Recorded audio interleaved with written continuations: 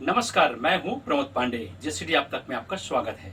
सार्वजनिक स्थल पर थूकने, बिना मास्क निकलने व आइसोलेशन के नियमों का पालन नहीं करने वालों पर 15 अक्टूबर से होगा जुर्माना। कोरोना संक्रमण को रोकने के लिए 3 बार से अधिक नियम तोड़ने वालों के खिलाफ होगी एफआईआर दर्ज। कलेक्टर ने की अपील। कलेक्टर यशवंत कुमार ने लोगों से अपील की है कि कोरोना वायरस की रोकथाम के लिए निर्देशों का पालन करें, वायरस के संक्रमण की रोकथाम के लिए व्यवहार में परिवर्तन लाएं, सार्वजनिक स्थल पर थूकने पर प्रतिबंध है, इसका कड़ाई से पालन करें, घर से बाहर निकलें पर मास्क जरूर लगाएं। ग्राम सभा में पारित होगा उल्लंघन पर जुर्माने का प्रस्ताव। कलेक्टर ने यह भी कहा है कि ग्रामीण क्षेत्रों में ग्राम सभा का आयोजन कर कोरोना वायरस की रोकथाम के निर्देशों के उल्लंघन पर जुर्माना लगाने के निर्देश दिए गए हैं। 14 अक्टूबर के बाद इन निर्देशों के उल्लंघन पर जुर्माना किया जाएगा। किसानों को न्याय, स्वाभिमान और स्वावलंबन की जिंदगी देना छत्तीसगढ़ सरकार का लक्ष्य।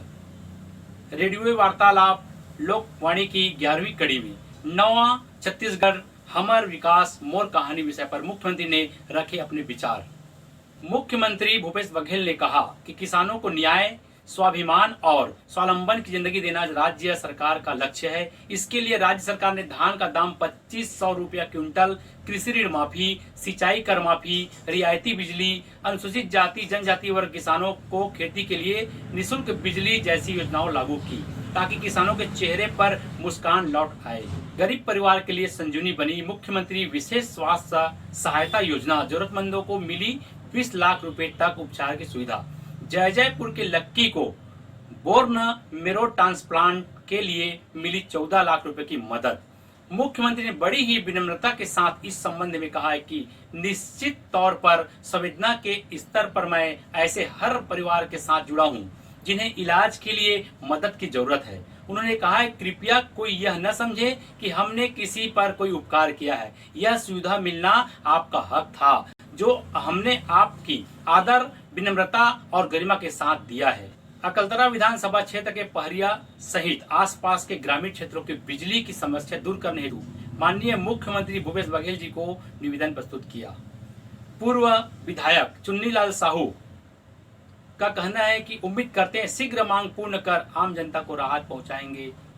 टर पलटा टाली में बैठे युवक की हुई मौत, 2 लोग बाल बाल बचे, एक सिम्स बिलासपुर रेफर।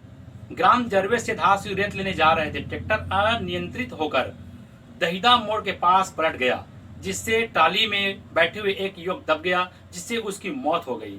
वहीं एक अन्य युवक बुरी तरह से आहत हो गया, जिसे इलाज के लिए सिम्स बिलासपुर रेफर किया गया है। घटना नवागढ़ थाना का है। इस संबंध में नवागढ़ टीआई विवेक पांडे ने बताया है कि रविवार को सुबह ग्राम जरवे के लाल रंग का ट्रैक्टर रेत लेने के लिए धार से जा रहा था। भर्ती के नियमों का पालन नहीं किया, इसीलिए किरारी संचालक मंडल भंग। अकलतरा ब्लॉक अंतर्गत सेवा सहकारी समिति किरारी में पिछले दिनों सेल्समैन की नियुक्ति की गई थी। इस मामले की शिकायत मिलने पर उप पंजीयक सरकारी संस्थाएं द्वारा जांच कराई गई। संस्था के अध्यक्ष एवं संचालक मंडल के 4 सदस्यों के साथ प्रबंधक उपस्थित हुए और उन्होंने कथन प्रस्तुत किया। जांच में उप पंजीयक ने पाया कि कर्मचारी की नियुक्ति विधिवत नहीं की गई है।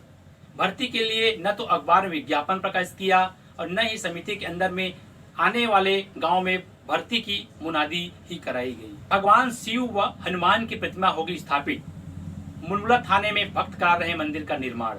जिले के आदर्श थाना मुलमुला में शिव जी के साथ दक्षिण मुखी हनुमान जी की प्रतिमा स्थापित की जाएगी। इसके लिए थाना परिसर में 30 मीटर लंबाई तथा 18 मीटर चौड़ाई वाले मंदिर का निर्माण कार्य भी प्रारंभ हो गया है। 13 से रोज चलेगी सारनाथ एक्सप्रेस। दुर्ग छपरा दुर्ग सारनाथ एक्सप्रेस ट्रैक पर लौटने वाली है। 13 को छपरा से चलेगी और 14 अक्टूबर को दुर्ग से छपरा के लिए रवाना होगी। इसका शेड्यूल जारी कर दिया गया है। इसके अनुसार यह ट्रेन छपरा से चलकर सुबह 7:30 बजे को दुर्ग पहुंचेगी और इसी तरह दुर्ग से रात 8:25 छपरा के लिए रवाना होगी। शुक्रवार से बुकिंग भी शुरू हो सकती है। ई टिकट के साथ ही काउंटर से भी टिकट बुक करा सकेंगे। कन्फर्म बर्थ वाले यात्री को ही ट्रेन में सफर करने की अनुमति होगी। उन्हें कोविड-19 की रोकथाम से संबंधित नियमों का पालन करना होगा।